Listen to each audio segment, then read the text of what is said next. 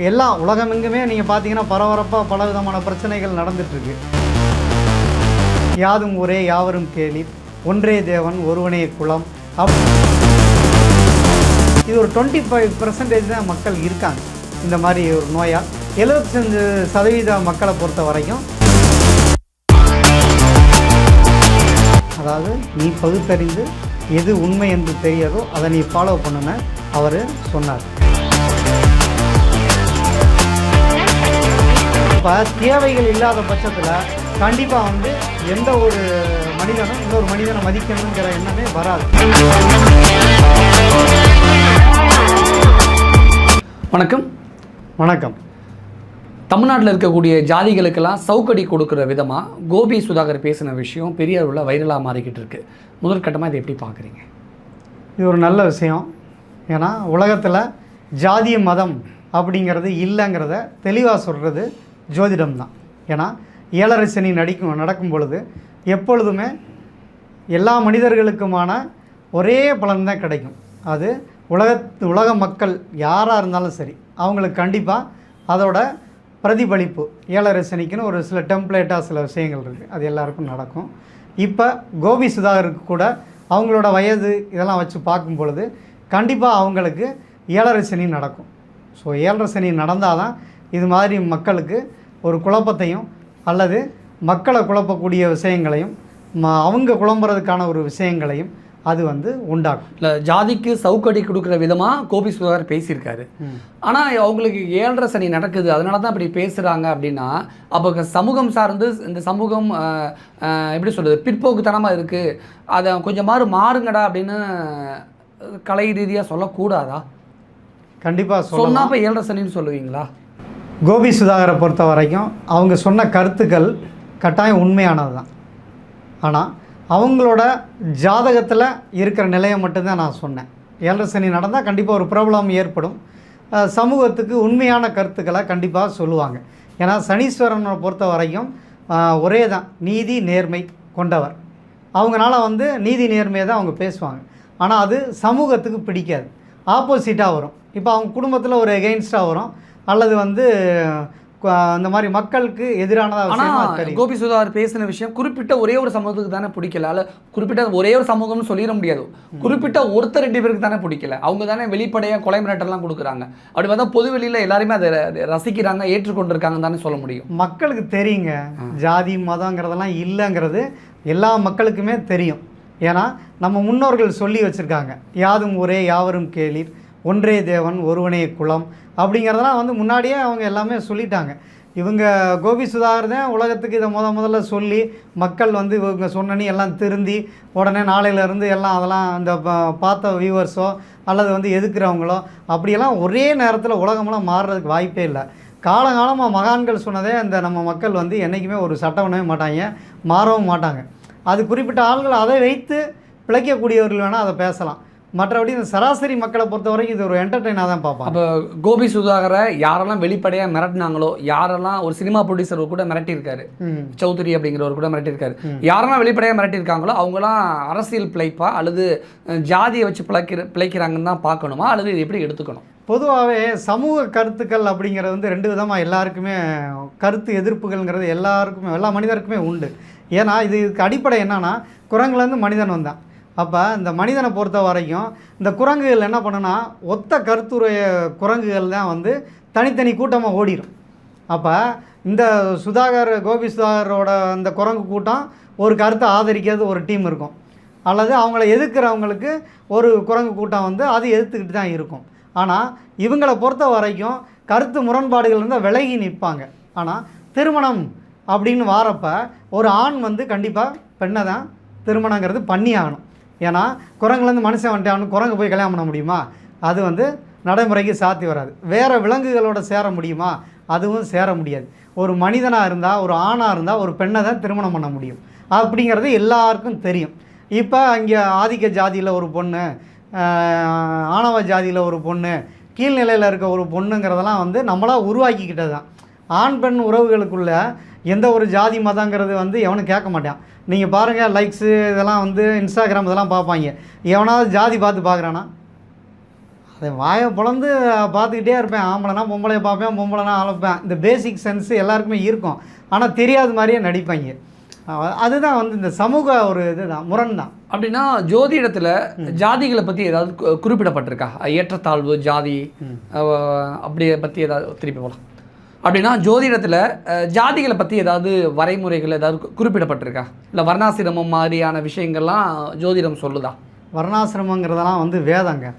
அது வந்து ஒரு மதத்தை சேர்ந்தவங்களுக்கு ஒரு குழுக்கள் எழுதி வைக்கப்பட்ட ஒரு விஷயம் அது. ஆனால் ஜோதிடம்ங்கிறது வந்து தனி சப்ஜெக்ட். ஜோதிடத்தில் மேல் ஜாதி, கீழ் ஜாதி, இடைஜாதி அப்படி ஏதாவது இருக்கா?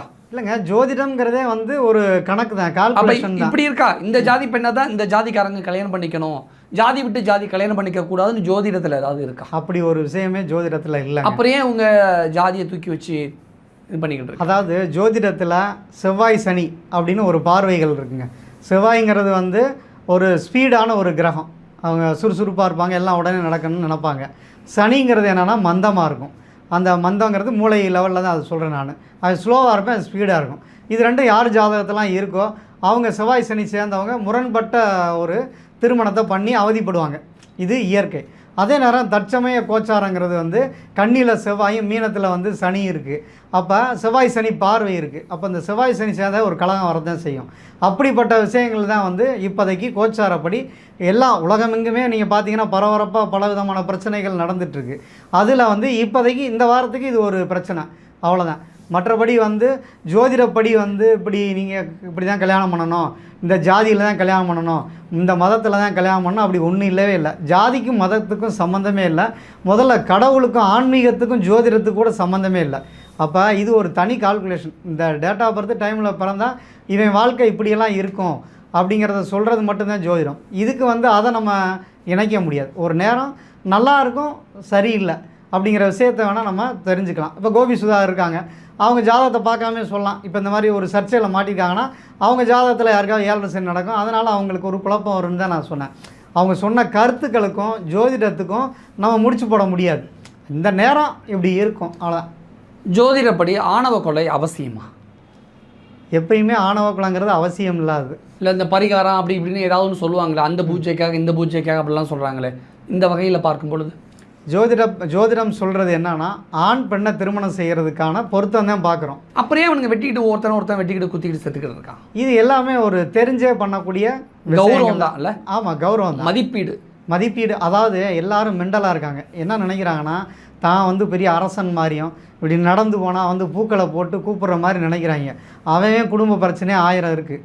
அது தெரியாமல் என்னைய வந்து மதிக்கணும், என்னை மதிக்கலாம் ஒரு தேவை மனிதன்கிட்ட இருந்தால்தான் இன்னொரு மனிதன் வந்து வணக்கமே போடுவான். இப்போ உங்களை வந்து சார் வணக்கம் சார் எப்படி இருக்கீங்க அப்படின்னு கேட்டால் உங்களால் ஒரு காரியம் ஆகணுங்கிறத வணக்கம் போடுவான். உங்களால் காரியம் ஆகாதவங்க யாராவது வணக்கம் போடுவாங்களா? இப்போ பிரதமர் வராரு, அவர் வந்து ஒரு ஆடு மேய்ச்சிக்கிட்டு இருக்காங்க, அதை போய் வந்து தம்பி நான் பிரதமர்னு சொன்னால் ஏயா கொஞ்சம் விலகிரு, நான் ஆடை ஓட்டிகிட்டு போகணும்னு சொல்லுவானா? சொல்ல மாட்டானா? அப்போ தேவைகள் இல்லாத பட்சத்தில் கண்டிப்பாக வந்து எந்த ஒரு மனிதனும் இன்னொரு மனிதனை மதிக்கணுங்கிற எண்ணமே வராது. இவங்களாம் நினச்சிக்கிறாங்க, அது ஒரு மனப்பிறழ்வு நோயாக தான் இருக்கும். அதுதானா ஆதிக்கம் மனநிலை நிறைந்தவர்களுக்கு மட்டும்தான் அதெல்லாம் இருக்குமா அல்லது எப்படி? இது ஏன் மக்கள் வந்து டியூன் பண்ணி வச்சுட்டாங்க. ஆங்கிலேயர்கள் வந்து நான் வெள்ளையர்கள், இங்கே இருக்கவங்கலாம் வந்து கருப்பர்கள் அப்படின்னு இது வந்து உலகம் பூரா பரவி தான் இருக்குது. நாங்கள் வந்து நான் கும்பிட்ற தெய்வம் தான் உலகத்தில் தலை சிறந்தது அப்படின்னு ஒரு குரூப் சொல்லிகிட்டு இருக்காங்க. இவங்க வந்து இல்லை நான் கும்பிட்றதான் எங்கள் சாமின்னு. கடவுளை பார்த்திங்கன்னா வந்து இந்து மதத்தில் லட்சக்கணக்கில் வந்து உருவாக்கி வச்சுருக்காங்க கடவுளர்களை. அதே மாதிரி வந்து உலகத்தில் வந்து 26 பெரிய மதங்களே இருக்குது. அப்போ அவங்க மெயின் மதத்திலே வந்து பல்வேறு கடவுள்களை பதிச்சிருக்காங்க. இதில் வந்து துணை அப்படின்னு சொல்லி கடவுள்கள் வந்து உலகம் பூரா பரவி கிடக்கு.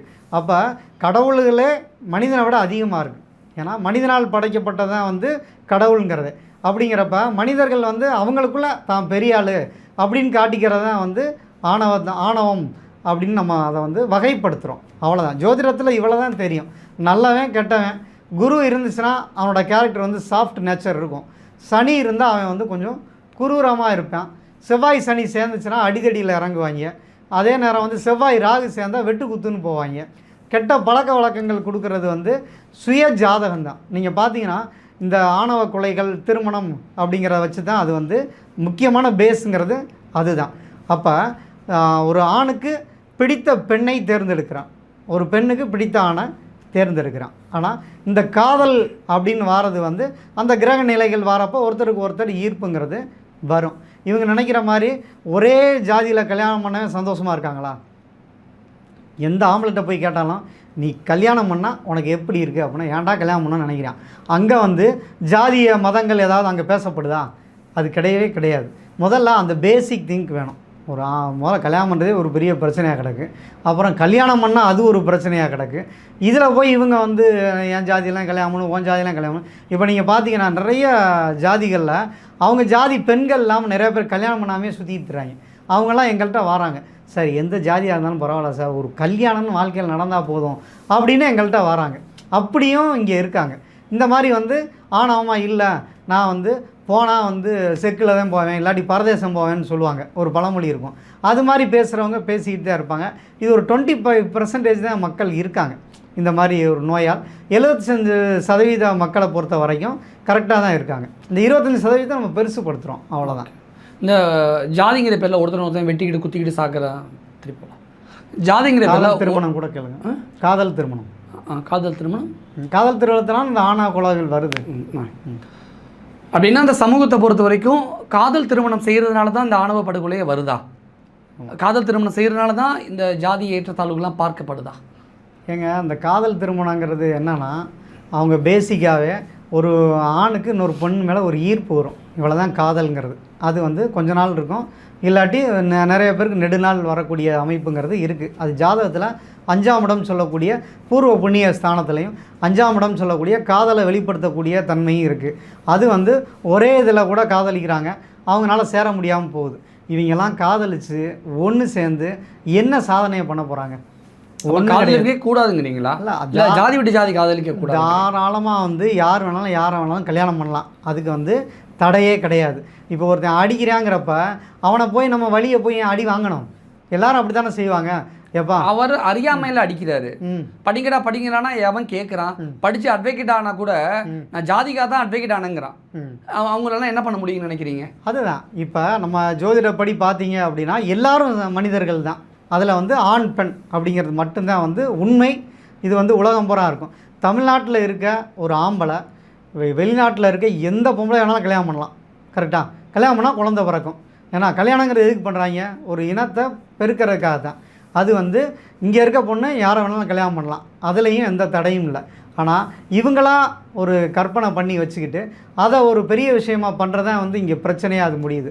அதனால் ஜோதிடத்தில் ஆண் பெண் உறவை குறிக்கிற இடம்ங்கிறது திருமணஸ்தானம் 7ஆம் இடம். அதில் சனி செவ்வாய் இருந்தால் கண்டிப்பாக வேற்று குணம் கொண்ட மனிதர்களை திருமணம் பண்ணுகிறார்கள். அந்த வேற்று குணம் இருக்கிறத தான் வந்து நம்ம ஜாதியாக மதமாக அதை நம்ம சொல்கிறோம்.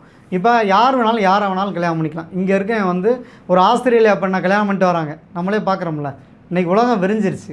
ஒரு குறுகிய மனத்தோடு இருக்கும் பொழுது தான் அது பிரச்சனையாக வெடிக்குது, வேறு ஒன்றும் இல்லை. இங்கே ஜாதி மதத்தால் அவன் பிரிஞ்சிருக்கான். இவங்கெல்லாம் ஜாதி மத இந்த வேற்றுமையெல்லாம் கலைந்து ஒற்றுமையாக இருக்கணுங்கிறதா தான் திராவிட கழகம் ஜாதி மறுப்பு திருமணங்கள்லாம் கொண்டு வரப்பட்டுச்சு. அப்படின்னா திராவிட கழகம் தோற்று போயிடுச்சா? இந்த ஜாதி மறுப்புங்கிற விஷயமெல்லாம் இங்கே முறியடிக்கப்பட்டுச்சா? அப்போ ஜாதி இருக்குங்கிறது தான் இங்கே நிரூபிக்கப்பட்டுக்கிட்டே இருக்கா காலங்காலம்? பெரியார் அவர்கள் தெளிவாக சொல்லியிருந்தார். அதாவது நீ பகுத்தறிந்து எது உண்மை என்று தெரியாதோ அதை நீ ஃபாலோ பண்ணுன்னு அவர் சொன்னார். நான் வந்து கடவுளை எதுக்குறேன், மதத்தை எதுக்குறேன் அப்படின்னா அதுக்கு காரணம் அவர் சொன்னது வந்து இந்த ஒற்றுமையாக இருக்கணும் அப்படிங்கிறதுக்காக தான் நான் அதை எதுக்குறேன்.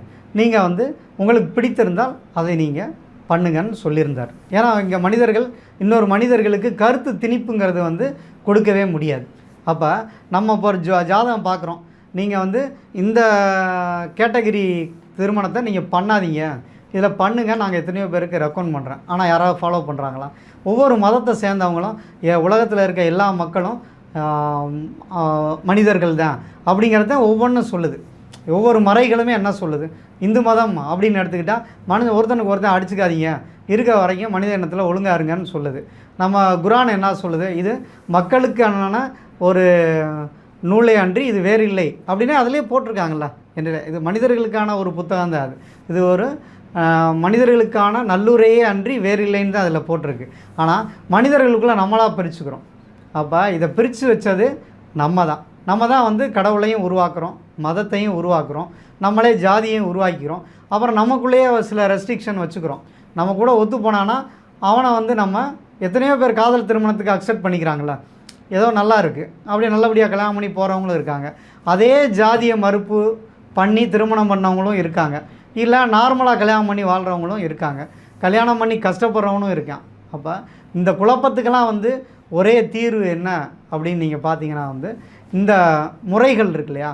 நம்ம இதில் படித்தவங்கன்னு சொல்கிறாங்க, தமிழ்நாடு தான் வந்து இந்தியாவிலே வந்து அதிகமாக படித்தவங்கன்னு இருக்காங்க.